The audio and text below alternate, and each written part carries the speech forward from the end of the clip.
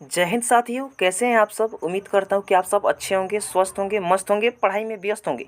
तो जैसे कि दोस्तों आज हम लोग पढ़ने वाले हैं क्लास 10th हिंदी के बहुत ही महत्वपूर्ण ऑब्जेक्टिव प्रश्न। ये गदखंड का ऑब्जेक्टिव प्रश्न है। आपका ये चौथा चैप्टर है, गदखंड का चौथा चैप्टर, जिस चैप्टर का नाम है नाखून क्यों बढ़ते हैं दोस्तों। ठीक है, नाखून क्यों बढ़ते हैं। इसमें टोटल 20 महत्वपूर्ण ऑब्जेक्टिव प्रश्न है। अगर आप इस वीडियो को शुरू से लेकर अंत तक देख लेते हैं तो आपके अगर बोर्ड एग्जाम में इस चैप्टर से कोई भी अगर प्रश्न पूछा जाता है तो आपसे छूटेगा नहीं, मेरा यकीन मानिए। तो आप लोग इस वीडियो में ज़रूर बने रहिएगा शुरू से लेकर अंत तक। तो चलिए बिना किसी टाइम को बर्बाद किए इस वीडियो को स्टार्ट करते हैं। तो दोस्तों जैसे कि इस चैप्टर का नाम पहले समझिए। इस चैप्टर का नाम है नाखून क्यों बढ़ते हैं। तो नाखून क्यों बढ़ते हैं, कभी कभी पूछता है कि नाखून क्यों बढ़ते हैं, पाठ की कौन सी विद्या है बताइए। कहानी है, भाषण है, कविता है कि निबंध है, क्या है। तो नाखून क्यों बढ़ते हैं जब भी पूछे पाठ की कौन सी विद्या है तो आप हमेशा याद रखेंगे कि यह निबंध है। क्या है, यह एक निबंध है। ठीक है, चलिए। और सबसे महत्वपूर्ण चीज़ यह है कि इसमें कभी कभी पूछ देता है कि देखिए कि इसके मतलब कि रचनाकार कौन है। ठीक है, तो आप तो जान ही जाएंगे हजारी प्रसाद द्विवेदी हैं। लेकिन कभी कभी ये भी पूछता है कि बताइए आचार्य हजारी प्रसाद द्विवेदी जी के बचपन का क्या नाम था। आचार्य हजारी प्रसाद द्विवेदी जी के बचपन का क्या नाम था। तो इनके बचपन का नाम था बैजनाथ द्विवेदी। और कभी कभी ये भी पूछता है कि आचार्य हजारी प्रसाद द्विवेदी जी के पिताजी का क्या नाम था। तो इनके पिताजी का नाम था पंडित अनमोल द्विवेदी और इनके माताजी का नाम था श्रीमती जयोतिष्मती। श्रीमती ज्योतिषमती। ठीक है, इनके माताजी का नाम था। तो चलिए बिना समय को बर्बाद किए देखते हैं पहला नंबर सवाल को। पहला नंबर सवाल क्या है, देखिए दोस्तों यहाँ पर पहला नंबर सवाल है नाखून क्यों बढ़ते हैं के निबंधकार कौन है। तो बताइए नाखून क्यों बढ़ते हैं के निबंधकार कौन है। तो आचार्य हजारी प्रसाद द्विवेदी। आपका ऑप्शन घ बिल्कुल राइट हो जाएगा, आचार्य हजारी प्रसाद द्विवेदी। चलिए अगले प्रश्न की ओर चलते हैं दोस्तों। दूसरा नंबर प्रश्न है आचार्य हजारी प्रसाद द्विवेदी ने साहित्य की किस विद्या में लेखन नहीं किया है। तो आचार्य हजारी प्रसाद द्विवेदी जी ने साहित्य के कहानी विद्या में लेखन नहीं किया है। कहानी बिल्कुल राइट हो जाएगा, आपका ऑप्शन ग बिल्कुल राइट हो जाएगा, कहानी। ठीक है, चलिए आगे बढ़ते हैं दोस्तों। तीसरा नंबर सवाल है कौन सी रचना हजारी प्रसाद द्विवेदी की नहीं है। बताइए कौन सी रचना हजारी प्रसाद द्विवेदी की नहीं है। तो माटी की मूर्ति, का ऑप्शन ख बिल्कुल राइट हो जाएगा, माटी की मूर्ति। चलिए आगे बढ़ते हैं। चौथा नंबर प्रश्न है प्यारे साथियों, द्विवेदी जी ने निर्लज अपराधी किसे कहा है। अच्छा, द्विवेदी जी का मतलब क्या। तो इनका पूरा नाम है आचार्य हजारी प्रसाद द्विवेदी, लेकिन कभी कभी आचार्य हजारी प्रसाद द्विवेदी न लिखकर डायरेक्ट द्विवेदी लिखता है। द्विवेदी लिखता है शॉर्ट फॉर्म में द्विवेदी। तो आप जब भी द्विवेदी कहे तो समझिएगा कि हजारी प्रसाद द्विवेदी जी की बात हो रही है। तो बताइए द्विवेदी जी ने निर्लज अपराधी किसे कहा है। तो नाखून को। क्यों कहा है कि नाखून को इंसान तो काट के हटाना चाहता है, कितना ही बार इंसान उसे काट कर देता है लेकिन फिर नाखून निर्लज की तरह निकल आता है, इसलिए इसे द्विवेदी जी निर्लज अपराधी कहते हैं कि नाखून जो है एक निर्लज अपराधी है। ठीक है, तो आपका ऑप्शन कब बिल्कुल राइट हो जाएगा, नाखून को। चलिए आगे बढ़ते हैं दोस्तों। पांचवा नंबर सवाल है कामसूत्र किसकी रचना है। बताइए कामसूत्र किसकी रचना है। तो कामसूत्र दोस्तों ये वात्स्ययन की रचना है। ध्यान दीजिएगा ये वात्स्ययन की रचना है, लेकिन कभी कभी एग्जाम में पूछता है कामसूत्र। पहले तो पूछ लेगा आपसे कामसूत्र, कामसूत्र, और कभी कभी पूछता है न्याय सूत्र, न्याय सूत्र। तो काम सूत्र पूछे या न्याय सूत्र पूछे किनकी रचना है, कभी कभी देता है कि काम सूत्र किनकी रचना है, कभी दे देगा कि न्याय सूत्र किनकी रचना है। तो आप हमेशा याद रखिएगा महर्षि वात्स्यायन की। कामसूत्र और न्याय सूत्र महर्षि वात्स्यायन ही लिखे हैं। इनका पूरा नाम क्या है, महर्षि वात्स्यायन, या शॉर्ट फॉर्म में दिया है वात्स्यायन की। ठीक है, आपका ऑप्शन का बिल्कुल राइट हो जाएगा, वात्स्यायन की। ठीक है, चलिए आगे बढ़ते हैं दोस्तों। छठा नंबर प्रश्न है सिक्तम का अर्थ होता है। बताइए सिक्तम का अर्थ क्या होता है, मोम। आपका ऑप्शन घ बिल्कुल राइट हो जाएगा, मोम। ठीक है, चलिए आगे बढ़ते हैं दोस्तों। सातवां नंबर प्रश्न को देखिए। सातवां नंबर प्रश्न है महाभारत क्या है। बताइए महाभारत क्या है, उपन्यास है कि कहानी है कि शास्त्र है कि पुराण है। तो दोस्तों महाभारत जो है एक महाकाव्य है। क्या है, महाकाव्य। याद रखिएगा महाभारत एक महाकाव्य है।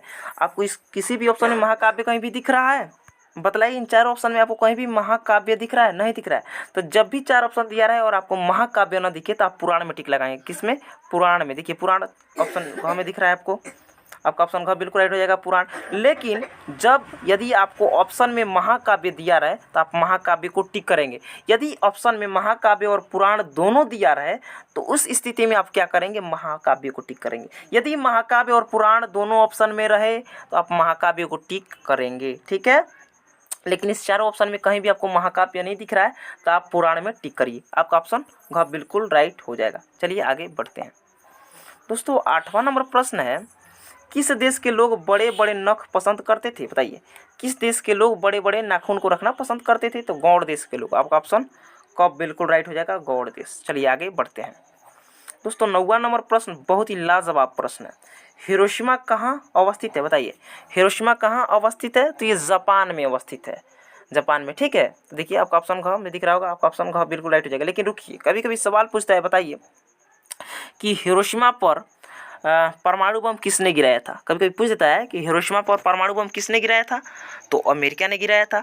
ये भी पूछ देता है कि बताइए हिरोशिमा पर परमाणु बम कब गिराया गया था, तो हिरोशिमा पर परमाणु बम अमेरिकी के वायुसेना ने, यानी अमेरिकी की वायुसेना ने 6 अगस्त 1945 को परमाणु बम हिरोशिमा पर गिराया था। उस परमाणु बम का नाम था लिटिल बॉय।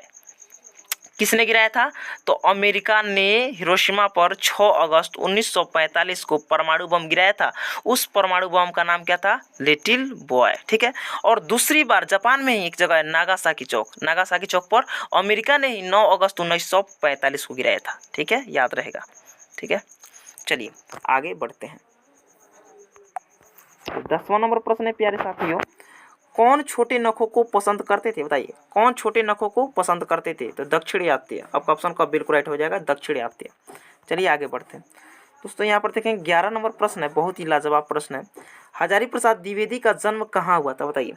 हजारी प्रसाद द्विवेदी का जन्म कहाँ हुआ था, तो देखिए हजारी प्रसाद द्विवेदी जी का जन्म उत्तर प्रदेश के एक बलिया जिला है ना, उत्तर प्रदेश के एक बलिया जिले के आरत दुबे छपरा के उज्ज्वलिया नामक गाँव में, उत्तर प्रदेश बलिया जिले के आरत दुबे छपरा उज्ज्वलिया नामक गांव में। तो देखिए आपका हो जाएगा यहाँ पर बलिया उत्तर प्रदेश, ग बिल्कुल राइट हो जाएगा, बलिया उत्तर प्रदेश, ठीक है। चलिए आगे बढ़ते हैं दोस्तों। 12 नंबर प्रश्न है, हजारी प्रसाद द्विवेदी का जन्म कब हुआ था, तो हजारी प्रसाद द्विवेदी जी का जन्म 19 अगस्त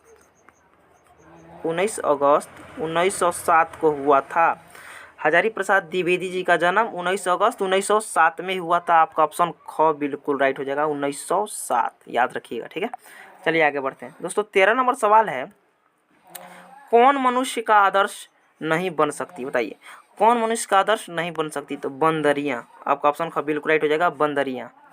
चलिए आगे बढ़ते हैं दोस्तों। 14 नंबर प्रश्न है, देवताओं का राजा से किन्हें संबोधित किया जाता है। अब बताइए, बच्चा बच्चा को पता होगा कि देवताओं का राजा किन्हें कहा जाता है, तो इंद्र को। आपका ऑप्शन का बिल्कुल राइट हो जाएगा, इंद्र, ठीक है। चलिए आगे बढ़ते हैं दोस्तों। 15 नंबर सवाल है, नख किसका प्रतीक है, बताइए। नख यानी नाखून किसका प्रतीक है, तो पशुता का नहीं। जो लोग अगर यदि मानवता का टिक करें गलत है। नाखून जो है ये नख, यानी नख का मतलब नाखून ही होता है, तो ये जो नख है ये पशुता का प्रतीक है। क्योंकि हमारे पूर्वज यानी आदि मानव जब थे तो नाखून से ही जीवों को क्या करते थे, मारते थे। उनका अस्त्र शस्त्र क्या था, नाखून ही था।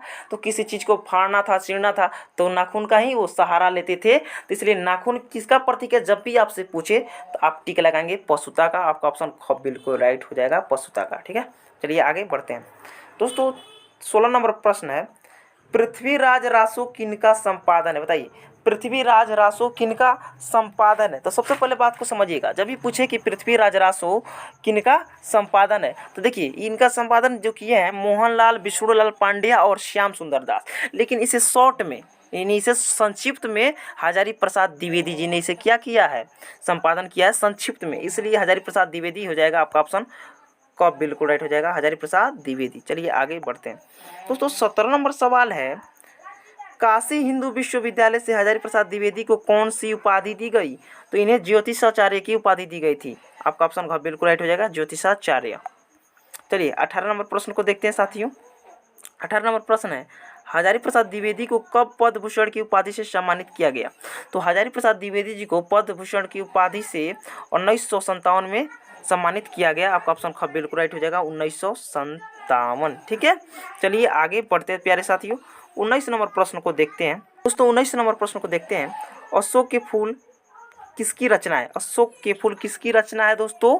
तो अशोक के फूल हजारी प्रसाद द्विवेदी जी की रचना है। तो आपका ऑप्शन का बिल्कुल राइट हो जाएगा, हजारी प्रसाद द्विवेदी। दोस्तों आज का लास्ट नंबर प्रश्न 20 नंबर प्रश्न है। यदि आप अभी तक वीडियो को लाइक नहीं किए हैं तो वीडियो को लाइक कर दीजिए। वीडियो बनाने में काफ़ी मेहनत लगता है। यदि अपने दोस्तों के पास शेयर नहीं किए हैं तो इस वीडियो को दोस्तों के पास भी शेयर कर दीजिए। तो चलिए 20 नंबर प्रश्न को देखते हैं दोस्तों। 20 नंबर प्रश्न है, हजारी प्रसाद द्विवेदी की मृत्यु कब और कहाँ हुई?